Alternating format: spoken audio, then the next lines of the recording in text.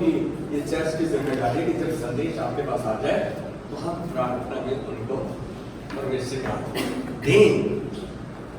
आपको मालूम है तिमाही का पुत्र बर्तिमाई, तिमाही का पुत्र बर्तिमाई अंधा था, जन्म से अंधा था। अब जन्म से अंधा था तो उसका समय निश्चित था, यीशु मसीह यरीहो से जा रहा था। काफी बंदे साथ थे। अब जब 7 बंदे थे तो उसने ये सड़क पे अंधा भिखारी वहीं बैठ के इसको मेरे ब्रेकफास्ट लंच डिनर कपड़े जपड़े सब कुछ इसको, तो भीड़ के बंदे पूछता नहीं कौन जा रहा है? उन्होंने बोला यीशु नासरी। मालूम वो जोर के चलने लगा, वो दाऊद की संतान यीशु तुझ पे दया कर। अब वहां तेजी थी, वहां राजकुमार था, वहां हेमंत था, वहां आनंदित और ठंडा था। उन्होंने बोला तू अंधा भिखारी है, यहीं पे खाता पीता सब कुछ तेरे को मिलता है, क्यों गुरु को परेशान करता है? ये ले 50 रुपए 100 रुपए ले। वो नहीं रुका, उसने और जोर के चिल्लाया, इसका मतलब उसकी प्रार्थना और तीव्र हो गई। हम अपने कान बंद कर सकते हैं लेकिन प्रभु के कान हमेशा खुले हैं। यीशु मसीह के कान में 5000 तक की भीड़ थी। यीशु मसीह के कान में बर्तिमाई का आवाज पहुंच गया। मालूम है यीशु मसीह ऐसे जा रहा था तो ऐसे मुड़ा और क्या बोला, इन 4-5 बंदों को जिनका नाम मैंने लिया, कहता इसको मेरे पास लेके आओ, इसको मेरे पास लेकर आओ। अरे आपकी सेवकाई ये है, आपको पता भी नहीं होता, कोई आपको बोलता है यार मेरी तबीयत ठीक है, हम क्या होता है हाँ हाँ चलिए प्रार्थना करेंगे। अरे एक क्षण भी क्यों लेते हो, अगले क्षण जिंदा रहोगे या नहीं आपको पता ही नहीं है। उसी से प्रार्थना करो ना। और उसने जब यीशु से कहा इसको मेरे पास लाओ, बड़ी शर्मिंदगी हुई, हम तो इसको डाल रहे थे, क्यों बैठा रहा है बात में, क्यों बेकार में तंग कर रहा है। लेकिन यीशु मसीह को सुन गया और जब ही उसको शर्मिंदा होकर लेकर आए, यीशु मसीह उसे कह रहा बोल मैं तेरे लिए क्या करूं। आप अंदाजा लगाओ, आप अपनी इच्छा से जब किसी की विनती, किसी के दुख, किसी की तकलीफ, किसी को प्रभु के पास लाकर छुटकारे के लिए, तो प्रभु स्वयं पूछता है बोल मैं तेरे लिए क्या करूं। आप ये क्यों नहीं समझते, वो आपसे प्यार करता है। मालूम है आज आप और हमसे यीशु मसीह सामने आ जाए, पूछे क्या चाहिए तुझको, कंफ्यूज हो जाएंगे, क्या मांगू मैं, मुझसे आवाज निकलेगी, गला कट जाएगा।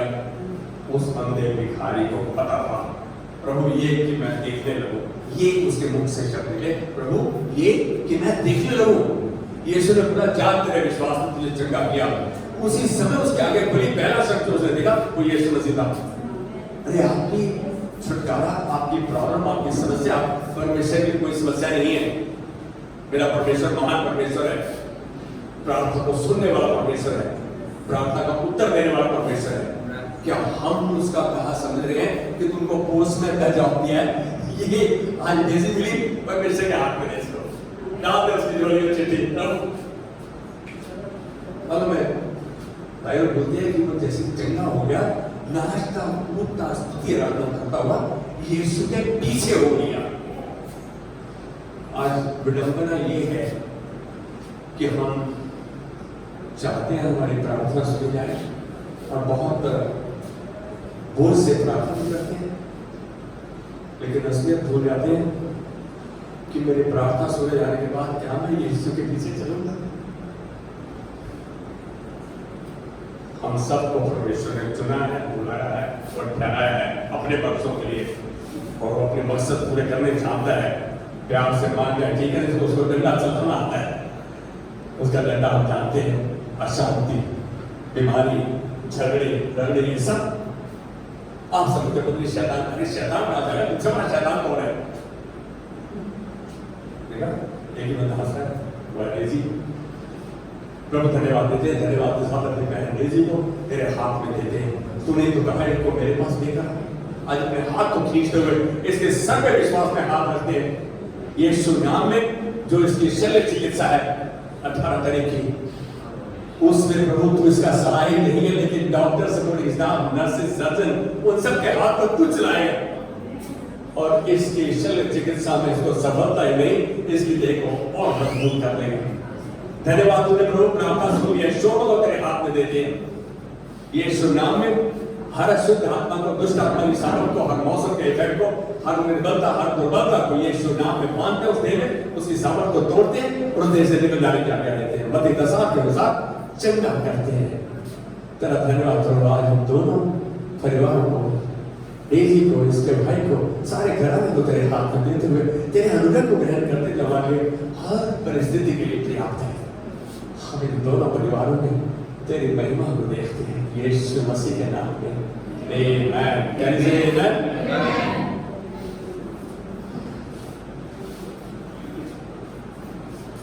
मैं माफी मांगना चाहूंगा, कभी कभी मेरा तापमान ऊंचा होता है जब मैं देखता हूँ कि काम ठीक नहीं होता या ठीक नहीं हो रहा या अपनी मर्जी चल रही है।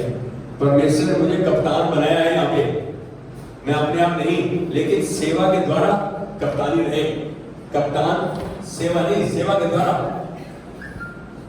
माफी मांगता हूँ यदि किसको हर्ट हुआ कभी, क्या हमें तो डांट दिया, खासतौर से मेरे यश से, नहीं बेटा तुमसे प्यार करता हूँ और मैं चाहता हूँ कि ये वृक्ष ऐसा फलवंत हो जिसके नीचे लोग छाया ले पाए, फल ले पाए।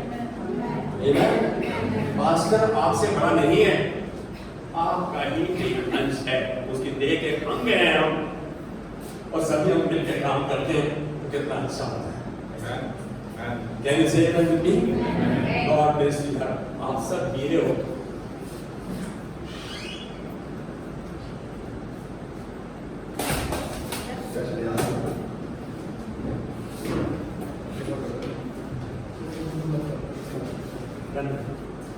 मुझे एक बात बताओ, चिंता कौन करता है? कौन करता है? आप में से हाथ खड़ा करें, चिंता कौन करता है? अरे क्या बात है, यहाँ तो 100% अटेंडेंस है। आप नीचे करो, बहुत ज्यादा अनाज्ञाकारी हो, मैं भी कभी कभी तुम्हारे साथ हूं, लेकिन एक बात बताओ, जैसे जैसे वचन का ज्ञान आप में आए, जैसे जैसे आप वचन को समझते जाओ, जैसे जैसे आप उस पर अमल करते जाओ, कोई भी समस्या ऐसी नहीं। मन में जब समस्या आ जाती है और दिख रहा है कि मेरे बस की नहीं है, मेरे बस की है भी, तो भी उसको परमेश्वर के हाथ में देता हूं, कारण कि उसको समस्या को समाधान के रूप बदलने में ज्यादा अच्छा ज्ञान है उसको। हम क्या करना चाहिए और क्या नहीं करना चाहिए आज छोटा दिखा रहा हूं। चिंता सभी करते हैं। फिलिपियों 4 अध्याय खोलेंगे, फिलिपियों का 4 अध्याय। प्लीज, मैं यहाँ जो बाहर रहा होता है ना, उसको पता होता है कौन आपस में बात कर रहे हैं, कौन आपस में इशारा कर रहे हैं, कौन आपस में बात कर रहे हैं। बाइबल वही चीजें बांटूंगा, बाइबल में वही चीजें हैं, वही बटेगी। यार बकरा कटेगा तो बटेगा, वचन आपके पास पहुंचेगा तो बढ़ेगा। फिलिपियों 4:4। Yes please. प्रभु में सदा आनंदित रहो, मैं फिर कहता हूँ आनंदित रहो। ये अच्छे बंदे ने ये वचन सुन लिया, प्रभु में सदा आनंदित रहो, मैं फिर कहता हूँ आनंदित रहो। जरा मेरी तरफ शक्ल करके कब देखो, क्या सदा खुश रहते हो? सदा खुश रहते हो या रोने धोने की एजेंसी है आपके पास? आपके पास डिस्ट्रीब्यूटरशिप है, ठीक है ना, उसके रोने धोने की समस्या की है। सच बताना, मेरे को कभी भी टेलीफोन कॉल आनंद का नहीं आता, आनंद जी का नहीं कर रहा है। ऐसे आते हैं कि उसकी हो गया, मैं खुश रहता हूँ, कुछ तो मेरे को दे रहा है खाने के लिए, कुछ तो मेरे काम करने के लिए दे रहा है। पास्टर के लिए आपकी प्रार्थना होती है, उसका भोजन है। कोशिश करता हूँ उसको 1 सेकंड भी कॉल खत्म होने से पहले उसको उसी समय परमेश्वर के हाथ दूं। क्या मालूम अभी इस क्षण में जिंदा रहूं ना, जो उसने मेरे को बख्शा है उस पोस्टमैन का काम, वो उसके हाथ में देने का काम क्यों नहीं करूं मैं? सदा आनंदित रहो। मैं फिर कहता हूं आनंदित रहो। जिस बात को 2 बार बोला जाए, दबाव डाला जाए, ध्यान देने लायक बात है। मम्मा अपने बच्चे को बोले तेरे को सुना नहीं, फिर बोल रही ध्यान दे। इसका मतलब वो बात सीरियस है, ये बात सीरियस है। सदा उसको पता है ये रोने धोने वाले बंदे हैं, इनका आदत उनको है। इसीलिए पौलुस यहाँ पर हमें उत्साहित कर रहा है। प्रभु का वचन पौलुस के द्वारा, प्रभु में सदा आनंदित रहो। मैं फिर कहता हूं आनंदित रहो। प्रभु ने एक बार दर्शाया मेरे को कि किसी के घर में मौत हो गई, क्या वो खुश होकर आपको ग्रहण करेगा? सच बोलना, झूठ नहीं। किसी घर में मौत हो गई, क्या वो सच में आपको आनंदित खुश होकर ग्रहण करेगा? मैंने विदेश में तो देखा है, कोई मर जाता है ना, होता है साथ चल रहा है, कहता है खिलाएगा क्या? Chicken, mutton, pork, fish, lamb, ham खाओगे, पानी करोगे? मैं बोला उसका बाप मर गया, उसकी मां मर गई, तो तुमको चिकन, मटन, लैम, हैम सब चाहिए? कहता है प्रभु के पास बोल के ऐसे बाकी। तो यहाँ हम सब आनंदित नहीं हैं। क्या हम इस नियम का पालन कर रहे हैं? इस बात को सुन रहे हैं? क्या हमारे ध्यान में आ रही है? पिछले हफ्ते कितना कियोस था, कितना अजीब सा था। बत्ती चली गई, सिस्टम फेल हो रहा है, काम नहीं कर रहा, पसीने छूट रहे हैं, मैं लोगों के भूखे देख रहा था। गुस्सा किस पे निकलता है? गुस्सा को मार के निकल रहा है। कहने का मतलब पावर फेलियर पीछे था, हम इस बच्चे को डांट रहे हैं, लेकिन मैं किसको डांटू? नहीं, जो मेरे हाथ में उसको तो मैं करेक्ट कर सकता हूं। लेकिन आज एक बात बोलूंगा, आज्ञाकारी बच्चे ये आपको मानते हैं, सुनते हैं, प्रभु का धन्यवाद। प्रभु तुमको बहुत आज से आशीष करे बेटा। यहाँ में आगे प्रभु में सदा आनंदित रहो। मैं फिर कहता हूँ आनंदित रहो। यहाँ पर एक बंदा हाथ उठाया, मैं सब हमेशा खुश रहता हूँ।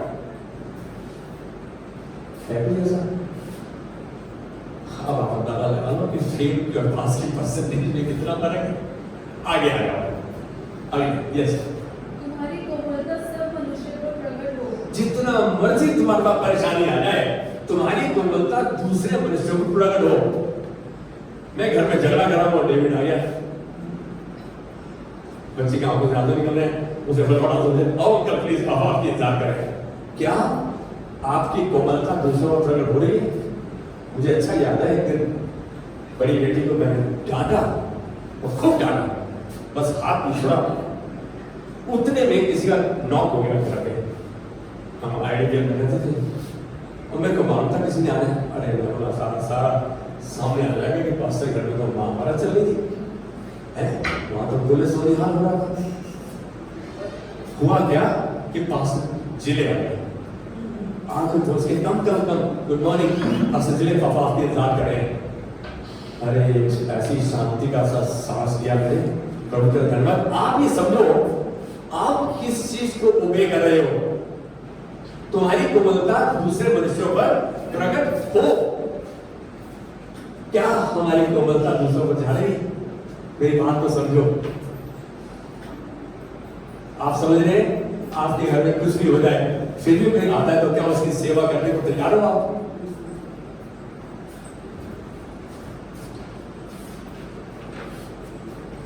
यहां आपके व्यवहार की बात आ रही है कि आपके पास कुछ भी हो जाए, आपने मुस्कुराते रहना है और मुस्कुराकर सेवा करना है। मेरी बात को समझ रहे हैं? आप देखो, पहले वगैरह सदा आनंद में रहो, कुछ भी परिस्थिति क्यों ना आ जाए, फिर भी खुश रहो। नहीं रहते कुछ रोड करने की आता है, अगर ले लिया हो लिया। सच बात तो यही है। कह रहे हैं कि तुम्हारी कोमलता दूसरों पर प्रकट हो। आगे अगला वचन क्या है? प्रभु निकट है। हाँ, ये 2 चीजें जो पहले आपके पास आई, खुश रहने की, और कोई भी परिस्थिति विपरीत हो जाए, बेकार हो जाए, घर में कोई मर जाए, कोई नुकसान हो जाए, फिर भी दूसरों पर तुम्हारी कोमलता प्रकट हो। दूसरों की सेवा करो, आ जाए तो मुस्कुरा के उसको बोलो ठंडा पानी गिलास पिलाओ, गले लगाओ उसको। आपकी समस्या का समाधान जरूर है वहां पे। परमेश्वर निकट है, इसका मतलब परमेश्वर निकट है तो आपकी मदद करेगा। क्यों नहीं हम परमेश्वर का काम मानते? छोटे से पैराग्राफ में इतनी बड़ी गहराई है। कोई मेरे को याद दिलाए अच्छा लगेगा। ये सदा आनंदित रहो का वचन और कहा है? फिर पहला थिस्सलुनीकियों 5:18 हमारे गोली मामी है, गोली मामी वाले हेमंत को पलगे रहो को मेरी जेब तो बखी है, मैं तो इसको माना तो भी जाता उसको माने तो भी तुम्हारी कोमलता दूसरों पलटो, प्रभु निकट है, आपके साथ है।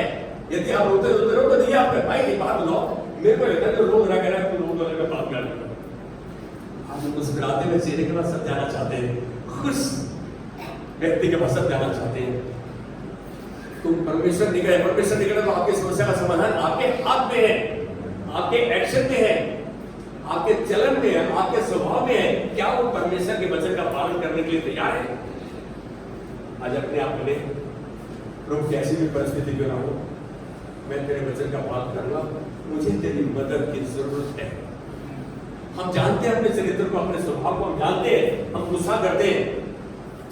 क्या बाइबल में गुस्से को अच्छी शक्ल दी गई है? देव कार्य नहीं दी गई।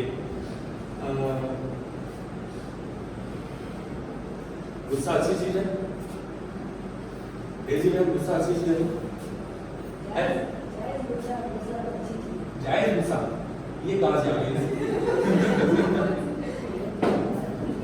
परमेश्वर के वचन को मानते हुए वो मतलब आप इस देखो क्यों कह रहे हैं कि बच्चों पर छड़ी चलाओ, गुस्सा कर दो ना, हैं? यहाँ चलाओ, यहाँ मैं कहूँगा, यहाँ हमारे को साफ नजर आ रहा है कि परमेश्वर हमारी कठिन परिस्थितियों में, हमारी ऐसी दुविधा में भी हमारी मदद करना चाहता है। लेकिन मैं छोटी सी बात उनसे चाहता है कि आप सलाह आने दो और अपने पड़ोसी का। आज सबसे ज्यादा गुस्सा हमें कहा है जब हमारा पड़ोसी लड़ाका है या गलत नजर से देखता है, हम उसको क्या देखते हैं?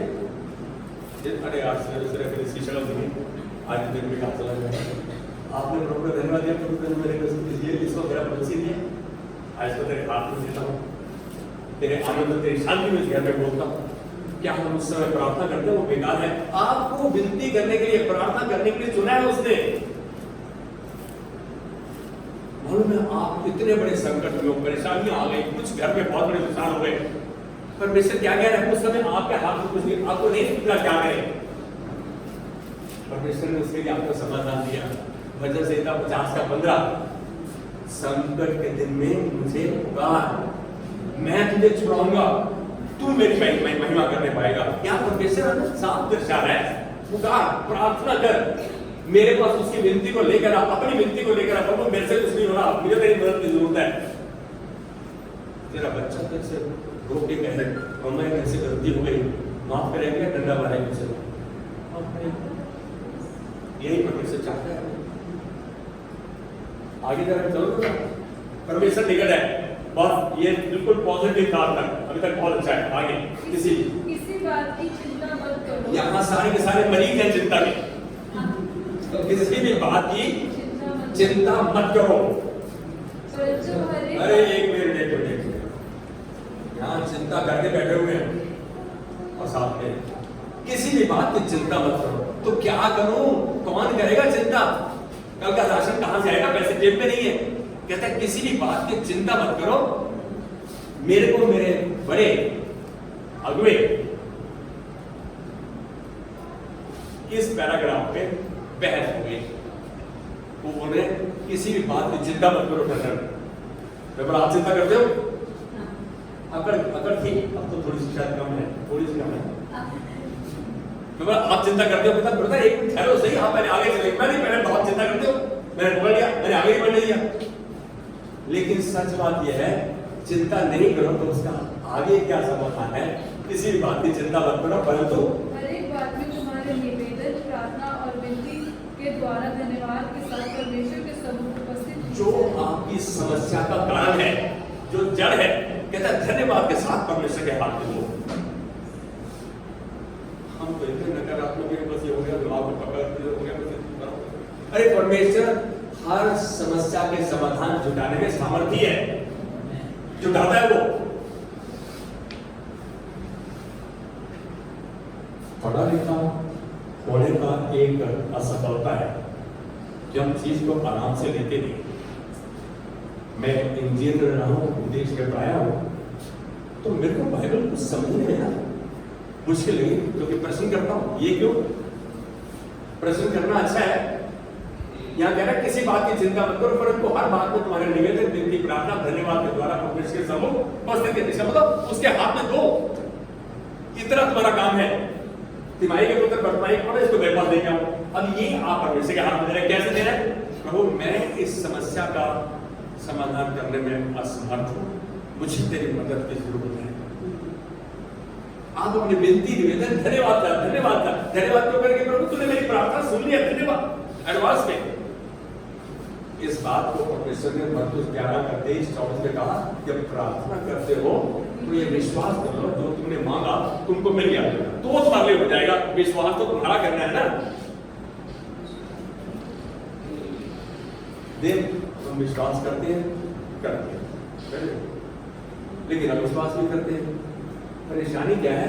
इधर विश्वास का रास्ता है, इधर अविश्वास का रास्ता है, दोनों की जगह में मोबाइल में खड़े हैं। खाली विश्वास रहेगा तो आप उस तरफ चले जाएंगे, अविश्वास है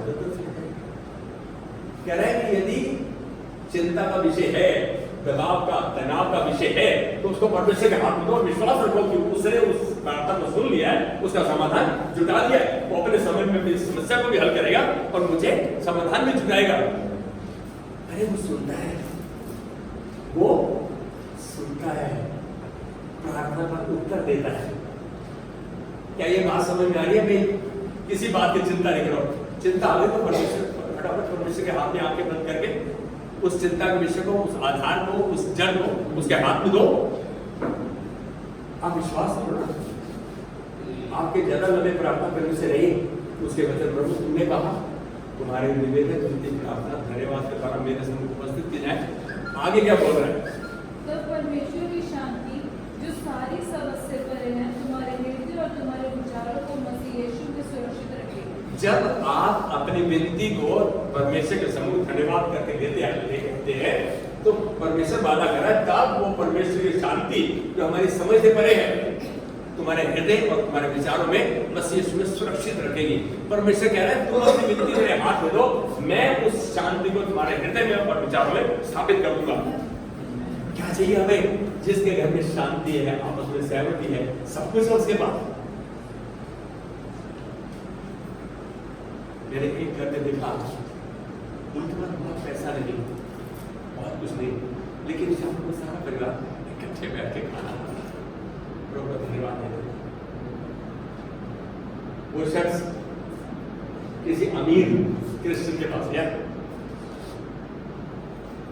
तो बोलता अबे तुम भिखारी से हो, हैं दान मांगने आ गए, बता दिया उसको। परमेश्वर ने उसके साथ डील किया, जिसको उसने कहा था उसको अपना पार्टनर भी बनाया और उसके घर में तोहफा लेके गया।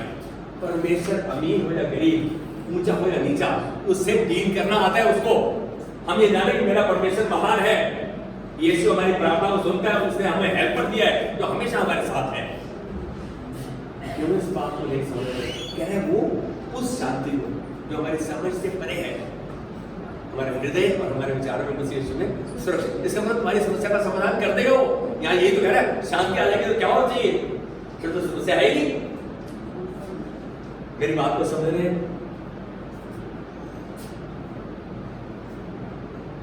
क्या हम ऐसा कर सकते हैं? क्या ये मुश्किल है? हम क्या कहते हैं, प्रभु ने तेरी बात प्रार्थना कर ली, अभी तक कुछ सुनी नहीं, पता नहीं कब सुनेंगे। ये अविश्वास की भाषा है, विश्वास की भाषा नहीं है। आपने एक बार परमेश्वर के हाथ में दिया, इंतजार करो। आपको प्रभु मैं धन्यवाद ही का बलिदान चढ़ाता रहूंगा, तूने मेरी प्रार्थना सुन लिया है, तो फिर कुछ समय में मेरे समाधान को मेरी झोली में डालेगा, मुझे दे देगा। तूने कर दिया है प्रभु। I'll keep fighting till I see the manifestation. मैं जब तक इसको कारण रूप में नहीं देख लेता, तब तक मैं धन्यवाद का बलिदान चढ़ाता रहूंगा। परमेश्वर चाहता है। अगली आयत पढ़िएगा। इसलिए हे भाइयों, जो बातें सत्य हैं, आवाज इतनी, इसलिए हे भाइयों, जो बातें सत्य हैं और जो बातें सच हैं, हाँ सत्य है, परमेश्वर का वचन सत्य है, जो बातें सत्य हैं और जो बातें आदरणीय हैं, हाँ, और और जो बातें उचित है हाँ। और जो बातें पवित्र है हाँ। और जो बातें सुहावनी है हाँ। और जो बातें मनभावनी है, अर्थात जो भी सद्गुण और प्रशंसा की बातें हैं उन पर ध्यान लगाया करो। हम ध्यान किस पे लगाते हैं? कह रहे हैं जो प्रशंसा की बातें हैं, सद्गुण की बातें, सद्भावना की बातें, एक पर ध्यान लगाया करो। हमारा ध्यान कहाँ पर है? पड़ोसी आगे बोल रहा है, तेरे को मालूम उसकी मर्जी अब अभी है, फटाफट टॉपिक डिस्कशन चालू होता है। क्या हमने किसी की गलती को ढांपा या उखाड़ा? देखने में जो शुरू हो आगे लगा, आपने क्या उसको ढांपा? कह रहे जो बातें प्रभु की ओर से उसके वचन के अनुसार जो उचित है, जो मनभावनी है, जो सुहावनी है, जो अच्छी है, कहते हैं उन पर ध्यान लगाओ, उन पर ध्यान लगाओ। हमारा ध्यान शायद भटक जाता है हमारी समस्या आने से। अगर नहीं प्रभु तूने कहा सब बातों में मिलकर तू भलाई को उत्पन्न करता है उनके लिए जिनको तूने बुलाया, अपने बच्चों को बुलाया, तो परमेश्वर उसमें भी आपको भलाई दिखाएगा, उसमें भी आपको सफलता देगा, उसमें भी आपको एक ऐसी रोशनी देगा जो आपके लिए बहुत है। हम क्यों इस बात को नहीं समझ पा रहे कि परमेश्वर हमारे लिए बेहतर चाहता है, हमारे लिए बेहतर चाहता है। अब पहला Thessalonians 5 का 16-17-18 मैं इसको वाइड अप करूंगा। आज का संदेश लंबा नहीं, छोटा है। सदा आनंदित रहो। देखो अब मैं इसको सारांश भी बोल रहा हूँ, हमेशा पूछ रहा हूँ। निरंतर प्रार्थना में लगे रहो। जब तुम्हारी परेशानी आ रही तो उसका प्रार्थना धन्यवाद साथ परमेश्वर के समूह लाओ, निरंतर लगातार। अरे रोज की समस्या बहुत है, जब मैं निरंतर प्रार्थना में लगे रहो। हर बात में धन्यवाद करो। अरे ये बात बड़ी मुश्किल है। पड़ोसी गाली दे रहा है, बकवास कर रहा है, गलत नजर रखते हुए धन्यवाद दो। ऐसा संभव है? परमेश्वर के वचन में कहा है, कहता है हर बात में धन्यवाद करो, क्योंकि परमेश्वर की मसीह यीशु में तुम्हारे प्रति यही इच्छा है। परमेश्वर चाहता है ये कि हर परिस्थिति में धन्यवाद करो, हर परिस्थिति में आनंद रहो, और कुछ ऐसी समस्या जो आपके बस के नहीं है परमेश्वर के सामने धन्यवाद के साथ लेकर आओ। रोजमर्रा के जीवन में हमारे पास सैकड़ों समस्याएं आती हैं, क्या एक सेकंड लेकर आके बंद करके उस प्रेयर को टेलीग्राफिक, जैसे तार पहले जाती थी ना, तार आती थी घर में, टेलीग्राफिक प्रेयर, मैं कहूँगा सैटेलाइट प्रेयर, फटाफट परमेश्वर के हाथ में दो, आपका जीवन सुखद हो जाएगा। ये विश्वास कि मैंने अपने पिता परमेश्वर से बात कर ली है, उसको बता दिया है, फिर बाकी उसका काम उससे कहा तब मैं वो शांति जो तुम्हारी सारी समझ से परे है उसको तुम्हारे हृदय, तुम्हारे विचारों में, मसीह यीशु में सुरक्षित रखेगी। परमेश्वर ने तो हमारे जीवन और धार्मिकता के लिए सब कुछ जुटा दिया है। बाइबल कहता है जब जुटा दिया तो फिर क्या परेशानी है? आज यहाँ कोई ऐसा है जिसके पास शाम के लिए खाना नहीं, बना नहीं हुआ, लेकिन घर में राशन नहीं, कोई ऐसा होता है? एक महीने 2 महीने 3 महीने तक का है। अरे वो तो एक दिन, एक समय में एक दिन जीने की बात करता है, one day at A time. आज परमेश्वर कह रहा है चिंता तुम्हारी नहीं है तो अपनी चिंता मुझे दो, तुम्हारा चिंता करने का काम नहीं है।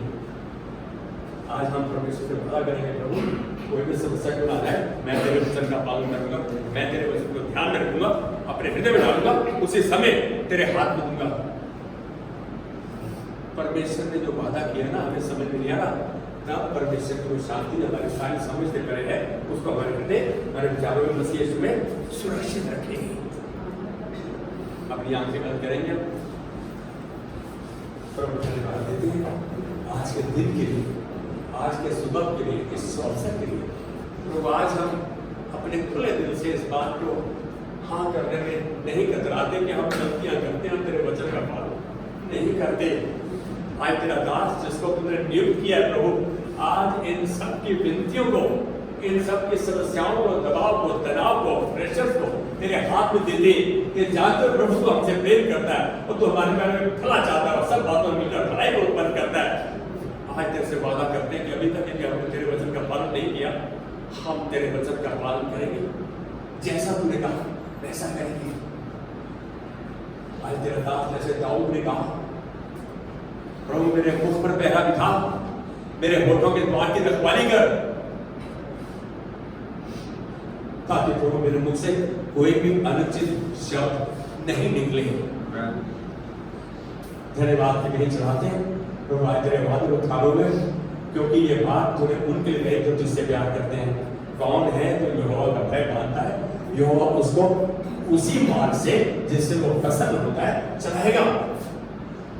वह कुशल से टिका रहेगा, उसका वंश पृथ्वी का अधिकारी ठहरेगा। प्रभु आज इस वादे को थामे हुए धन्यवाद की भेंट चढ़ाते इस परिवार के लिए कि हम इनके अंदर, इनके द्वारा, इनके जीवनों में, इनके परिवार में, इनके संबंधियों में हम तेरी महिमा को देखेंगे यीशु मसीह के नाम में। आमेन, आमेन। यानी से आमेन।